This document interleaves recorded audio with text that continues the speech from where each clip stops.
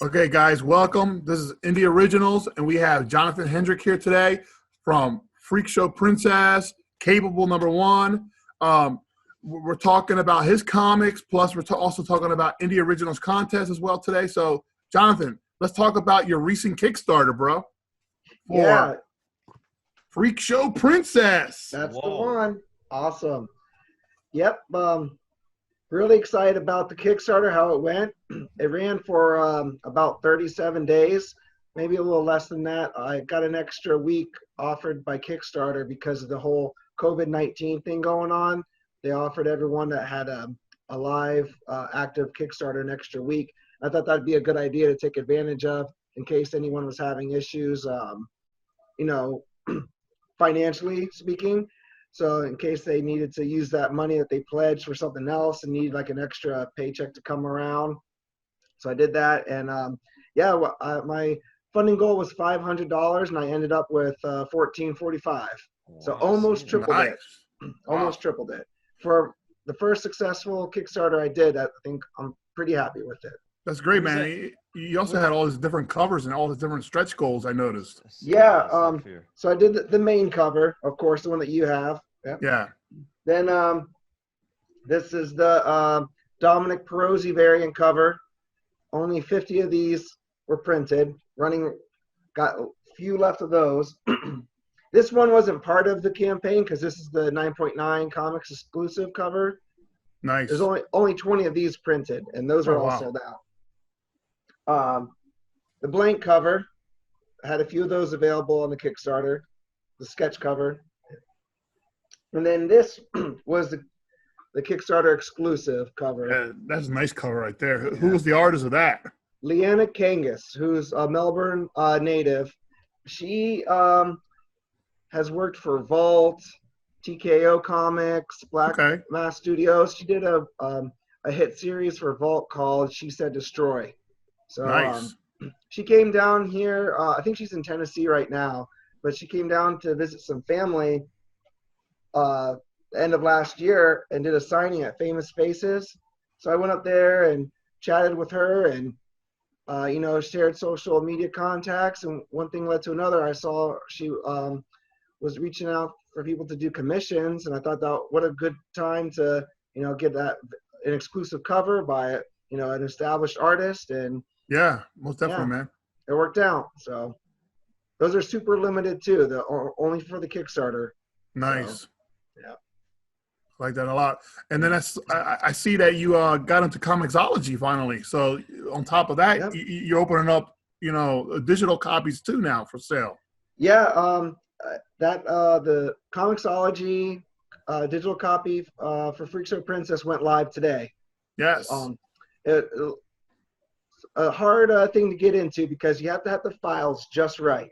Because they do that. Yeah, they're pain. They're pain. Real pain. Yeah. You got that grid that they follow, and and it has to move for your cell phone and for all the digital apps and everything like that. The guided view. Yeah, the guided view. I was bound and determined to get it on there because they're owned by Amazon. Yeah. So they're like the #1 digital comic outlet out there. You have to be on there no matter what. You have a comic. Yeah. So it took a couple of tries and took some time, but it's on there now. So. I'm really happy about that. So I'm hoping Capable can also be on there too. I got that. Oh, yes. Yes, people, Capable. I even got that right there too, guys. Issue #1. Awesome book. Yeah, hey, thank you. Tell us about Capable. What's the inspiration behind that? Capable is a superhero book, and it's about the main character, Derek Davidson. He's a high school kid that's in a wheelchair. He can't use his legs because of a disability. And he wakes up one day all of a sudden with superpowers, with the super speed, and he realizes in that first issue that he's not the only one that changed that day. All of a sudden, people around the world with disabilities now have a superpower that's opposite of their disability. So that's the series of Capable is going to play out what people are going to do with that newfound ability.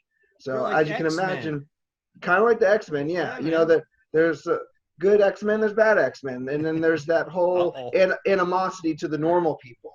But this is a twist on that, where the people with disabilities who have lived a life of And wheelchairs and wheelchair, and then being maybe disabled. ridicule from Yeah. people, from bullies.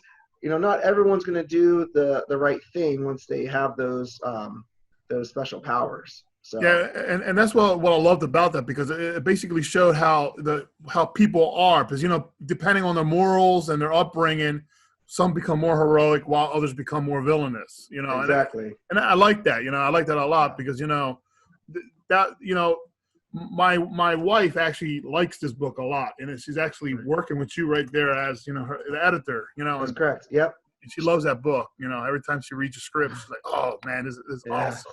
Yeah, I'm so glad to pair up with her. She edited issue 2, which is in the works right now. I'm just waiting on some more colored pages to come back.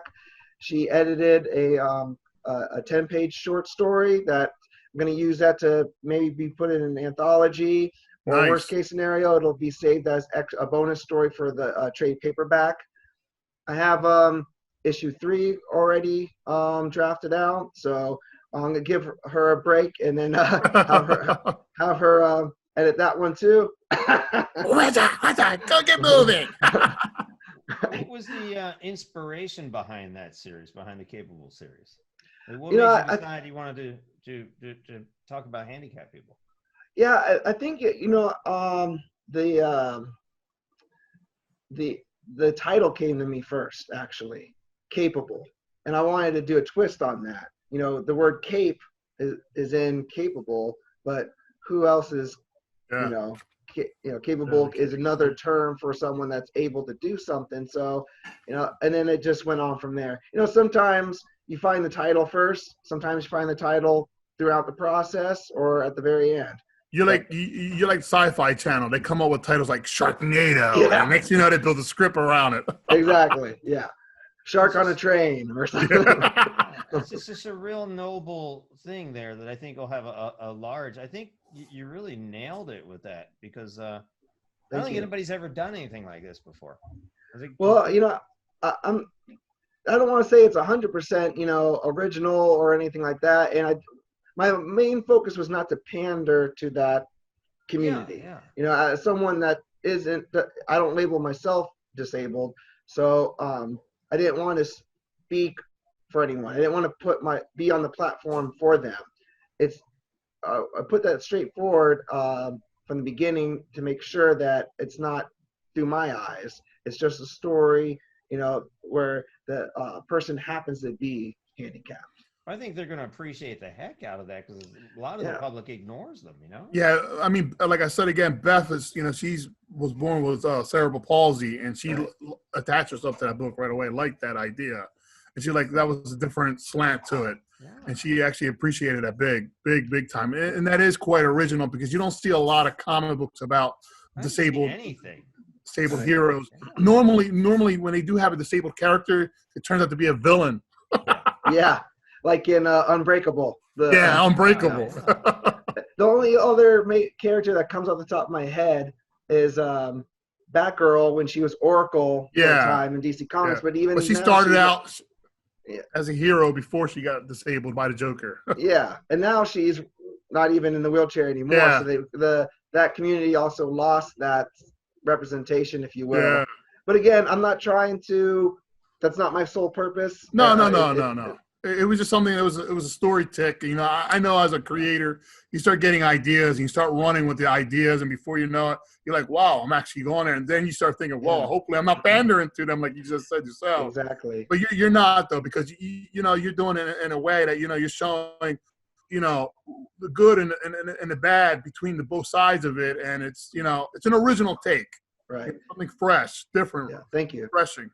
And that's another reason why I brought Beth in as editor, was to kind of give it that filter, to say, okay, this may have drawn the line right here, or you're not quite, representing, or not necessarily representing, but this isn't what would happen. For example, I wish I would have done something that sooner for issue 1, because I have a friend out in Orlando. His name is Harry, and he plays sled hockey because he's disabled. And he travels the country playing sled hockey, and it's his jam. And when Capable #1 was about to be released, I was like, oh man, why didn't I reach out to him sooner? So before it went to print, I showed him preview pages and said, "Hey, man, just can you set some eyes on this? Is this by any means offensive? Am I gonna, get crucified if I put this out?" And he goes, "No, no, no. This is great. This is awesome. I love it. But that's not what my chair looks like. That character is using a hospital chair. Anyone that's in a chair full time wouldn't have a chair like that. They'd have an ergonomic chair, and that shows my ignorance as someone that doesn't have a disability. Yeah. So that's why Beth could come in and maybe say, all right, that's good, but let's twist it around this way. But thankfully it's been a good match, and it's been a pleasure working with her so far. Yeah, I think it's a good pairing. You and her working together. Jumping back, not to jump back and forth. That's one thing I want to let Chuck know. I don't think he's read Freak Show Princess yet. Come on, Chuck, get on You got to read it. You got to read the ending of this book, Chuck. I mean, the ending of this is totally original as well. Yeah. And that's something. There's something. Movie? Yeah, movies that have to be coming next. It has to be. Yeah. I hope so. That'd be awesome. We may have to film that, won't we? Yeah. Let's do it. As long as I get a cameo as a zombie. Oh yeah, most definitely. Give me a premise. What's this all about for the other people who haven't read it yet? Yeah. So this is a short story, one-shot comic. It's isolated to this one issue, and it's a woman in her boarded-up house during the zombie apocalypse. There's zombies on the outside of the house, and she's stuck in there with her dog. And throughout the 24 pages, she's reminiscing on what got her into this situation, things that happened in her past that caused her to be in this dilemma. So it's kind of, I almost want to say, the zombie apocalypse, or she's just kind of a bystander? No, she's a bystander, yeah. But more of like, how did she get into a trapped, boarded up house with zombies surrounded? So it's kind of it has a tragic romance twist to it, as well as an underlying multiple levels of sacrifice. Like what it means to sacrifice for someone on a couple of different levels. So it's a lot like George Romero's Night of the Living Dead, more so than The Walking Dead. He's right though, but it has that classic zombie feel from Romero days. Right. Thank you. Yeah, that's what I was going for. I wanted that slow burn to the you don't really see the details of the zombies right away. They're kind of more of a silhouette until they're on top of you at that point. Yeah. Is it possible that there be a sequel to this, or is it kind of ends? It's funny that you mentioned that, Chuck, because today I finished the second draft of the follow-up called Freak Show Night, Knight. And that deserves a harmonica. Great. Right, man. That's something I've been wanting to do for a while. I wanted to do like a companion piece or like a side quill story. And I sent that to an editor that I've been wanting to work with, Chuck Pino. I'm sorry if I'm butchering his last name. I never heard it out loud. But I've seen him in the comic book indie community for a while and reached out to him. So he's going to be editing that. Once I get that back from him, I'm sending that to the original artist from Freak Show Princess. Hopefully I can keep the continuity going. So this one is also going to be a self-contained short story, but there will also still be a common thread that began with Freak Show Princess. So they don't have to both be read, together. But there's a novelty together, if you will. So I'm excited for that. I'm looking forward to hopefully that one will also have a October Halloween release too. Good timing. Look at you. If everything's on track, maybe I can do one of those annually. So it's like a freak show universe that builds up with a bunch of different one-shots. That's awesome, man. Yeah. So Jake, we could have two movies. We could have one in 2021, and then in 2022 we'll have a sequel. Exactly. It's perfect timing. Got to market it. Yeah. That's what I'm talking about. People love their sequels. So what else is in the pipeline other than the Freak Show Princess and You're Capable? I'm sure you got something else going on, right? Yeah. I've been working on a book called The Recount for a while. What? Is it about the census? Kind of. Election? What is it? What are you talking about? Yeah, it's a political thriller. Oh, Ooh. is it really? Yeah, it's a I was political just kidding, thriller. but No, yeah, you're spot on. My elevator pitch is it's House of Cards meets The Purge. oh, I like So, it. and those are big names to throw around. But Yeah. essentially, it begins with this president that's in office. Uh, he's stepping out of office willingly because he's hated so badly throughout, he was impeached. It was found that he rigged the election. I know a lot of this sounds familiar. A little bit, yeah. But he's assassinated by this group of people that are so angry with him that they also want to go after the people that got him into power, including the lobbyists, the electoral college, and even the people that actually voted for him. So it begins with them killing the president, and then it expands to them going after the people that voted for him. So it turns America upside down on itself, and hence the title, The Recount, because they get a hold of who actually voted for who during that election. So Interesting. the first issue is complete. The second issue is about 9 pages done from being complete as far as art goes. So, and that one I haven't gone to print or done like a Kickstarter for, because I'm shopping that around to publishers. Nice. Because I've had a few bites on that one. So I'm going to hold off before I do anything solo. Yeah, most definitely, man. You got to take advantage of that big time. Yeah. So I'm really looking forward to that. That's definitely like my pet project that I'm thinking about constantly. So that's the one where when I go to write something, I'm like afraid to write it, if that makes sense. I'm like, because you want it perfect. Exactly. Yeah. So that's my baby. Do you have like a day job or? Yes. Yeah. I work in a regular 8 to 4 Monday through Friday. My title is provider educator. So my job is to train the doctors and clinical staff at Health First to learn how to do the electronic medical record computer program that we have there. Oh, nice. So, wow. so they can dictate and document and place orders and labs and stuff like that. So how do you have time to do all this? I don't know. I fit it in. I guess that since I don't have kids that I have to chase around all the time, that helps. It does. So you find the time. When I'm in that writing mode, I carry the spiral bound notebook around with me and jot things down when I can. And sometimes there's some longer nights with less sleep, and sometimes there's not. Sometimes there's weekends holed up inside, which happens to be a lot lately. So I'm getting a lot of productivity out of this thing. So yeah. Does the day job inspire any of your stories? Not really. They're two separate entities. Yeah, two separate entities. Yeah. It wasn't until recently that my coworkers even found out that I write comics, which I was trying to keep from them. What happened? How'd they find out? Through Facebook.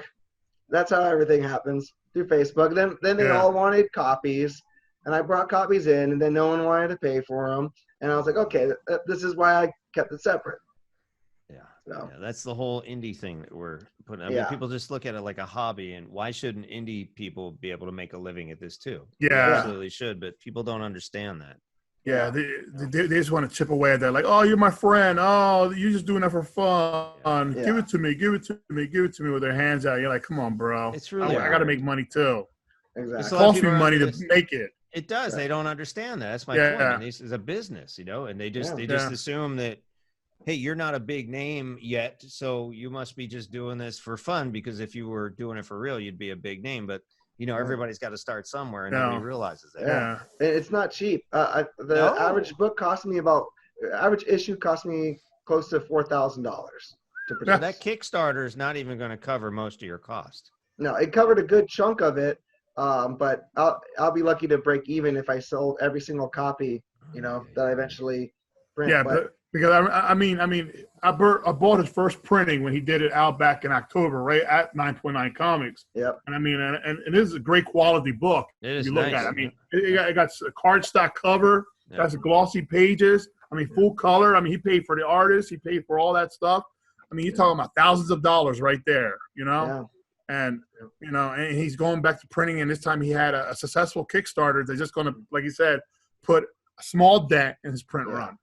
Why the high quality stuff? A lot of people are doing that really thin, almost onion skin paper. Why are you doing the heavy duty stuff? Well, I did that for Freak Show Princess, but I didn't do it for Capable.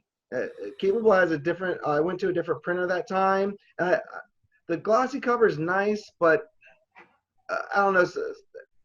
Some people don't always like the glossy cover too. So I wanted to try both. So I don't know if I'll go back to glossy for Freak Show Night. But I think being this was a single issue, a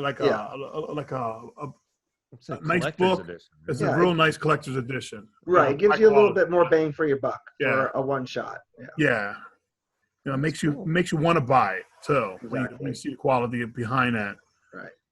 The only problem is that glossy leaves a lot of fingerprints on it. Yeah, so I know. You almost need gloves. Yeah, the collectors hate it. The collectors, they like that it's harder to damage, but they also don't want the fingerprint on it. Yeah, so you got to call up Matt, like, yo, man, I need my comic gloves. Yeah, right. I need it. Can you get this one pressed for me? Yeah. Is there any plans in the future? Because Jake and I are talking about doing this to some of Jake's comics, to actually take them, put the panels on YouTube and create voiceovers around them to almost turn them into, I don't know, is there a name for that? I got audio comic book. Audio comics. Is that what it's called? Yeah, that'd be cool, especially if you can like slide it and like do like a guided thing. Eat you tonight. That would be pretty cool. Well, then also for the disabled market too, not to harp on that, but I think they're going to find some special value in this. I don't know if they're aware of it yet, but I think they're really going to embrace this and run with it, man. I just get that feeling, you know, because there's nothing else out there. I have had a few people in the disabled community approach me, either in person or on social media with, you know, a lot of respect for the book. So thankfully I haven't had anyone upset about the material. I've got a lot of good feedback from you know, that culture. So, yeah. Yeah. Doing the audio version would open it up to blind people. Visually impaired. Yeah. So that's cool, man. That's a lot of opportunity, especially even for Freak Show Princess too. I'm sure a lot of people would love to hear that. Yeah, I'd be up for that. I want to get it out there. I want Jake, sign them up, man. Let's get it done. Tomorrow? Done. What are we doing? Nothing? Contract signed. A verbal agreement. Man. I love it. I think it'd be great. Well, I love what you're doing, man. Your artwork's awesome. You mentioned to me when we were at Space Coast Comic-Con, did you actually outsource some of the artwork? Oh, yeah.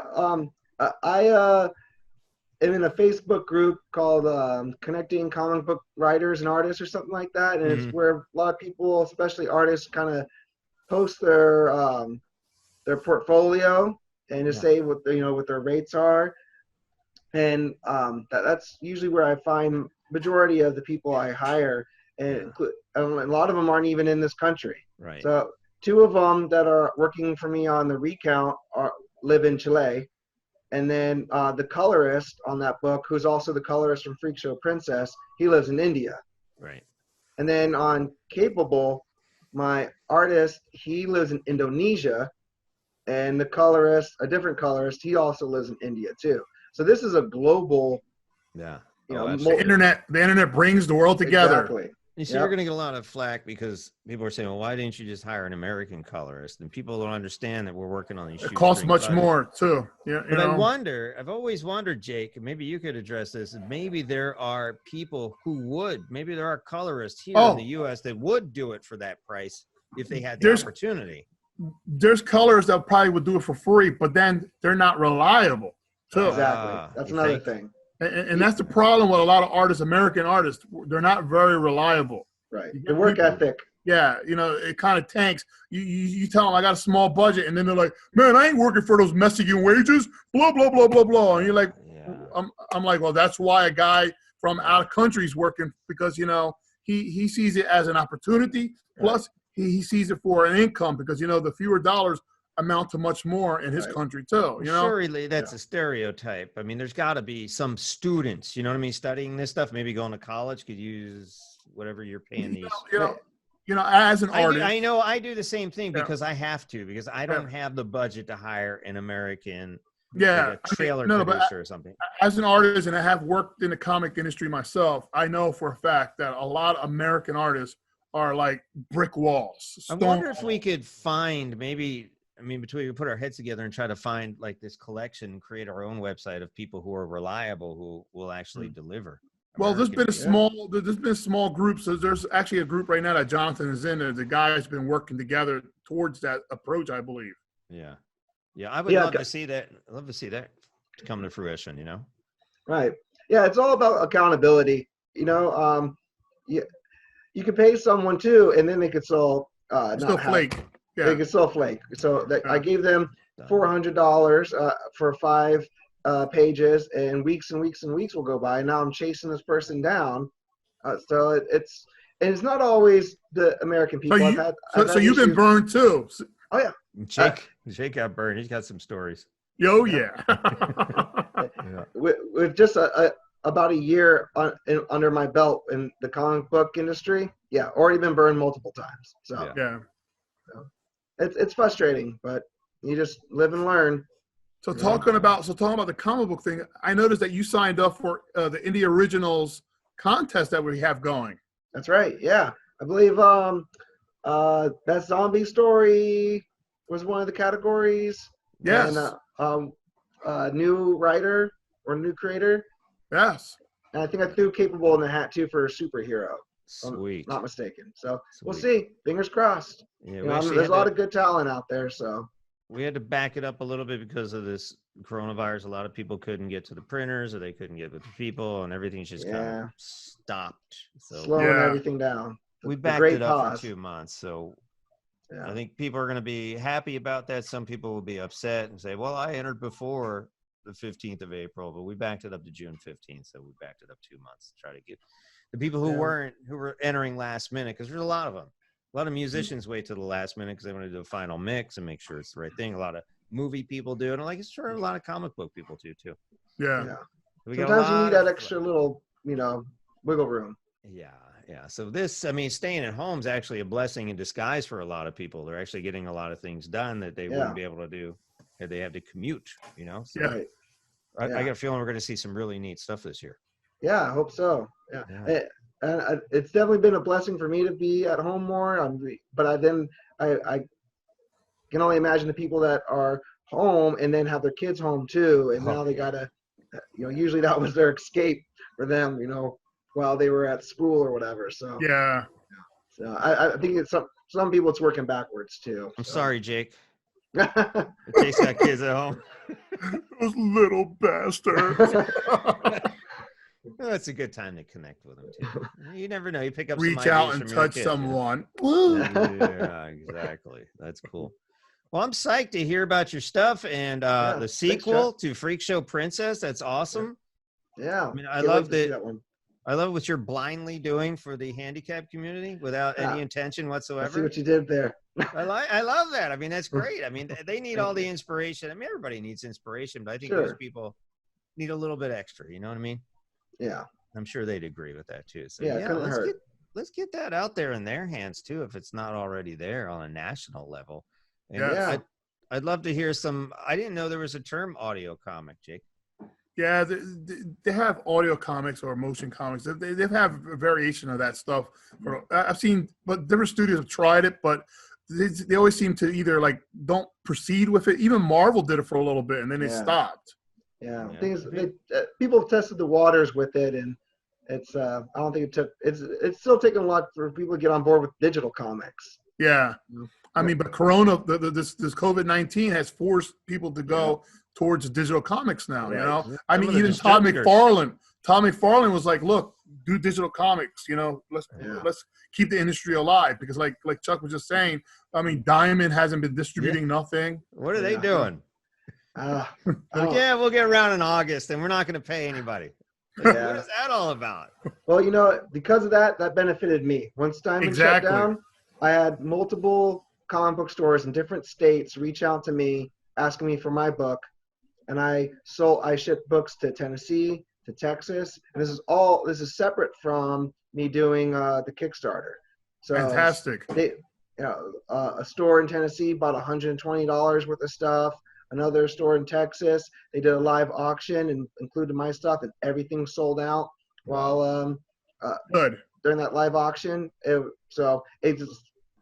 Diamond's loss is my game. So exactly, man. Yeah, I feel bad for my local comic book stores. I know it's not easy having less people coming into the stores, but they're all doing the smart thing and live auctions and eBay. Yeah, they're all adapting to the world right now. So Right. And hopefully things pick up for them again soon. And people, one of the biggest things is my concern about this, COVID-19, that people come back to the comic shops. People don't go away and say, you know what, I really don't need comics in my life. And they just go and find a different hobby. That's one of the biggest concerns. Yeah. I think for the most part, people are going to be eager to get back out there. Yeah. People are going to want to go out there. They're going to want to touch things and, get to the tangible thing part of it. Sniff comics. Yeah. Right. Talk about it in the store and have yeah, it's like a drug, man. You get a brand new comic, you go, ooh, that smells like dirt. Oh, there he is. Oh, yeah. It's like coughing. That's weird. That's cool. No, I dig that, man. That's cool. Well, cool. We wish you all the best of luck, man. And thanks, guys. I can't wait to produce your movie. Yeah, I mean, if you decide to go that way, we'd love to take a look at it. Yeah. Let's see. Let's rap about it someday. Yeah, let's get that thing going on, man, for sure, man. All right. But I love what you're doing, man. You got a great outlook, a great attitude, and I think you're going to do real well, man. I appreciate it. Yeah, you better put your notice in Health First now. Or they better give you a big bump in salary to hold on. God, I hope so. I think you're going places, man. Yeah. Oh, man. Hopefully no one in Health First is watching this. Yeah, they will. Well, good work, man. It's great talking. Thank you, Jonathan. Yeah, thanks for having me. And maybe we can do it again when Capable 2 comes out or something like that. Oh yeah, most definitely.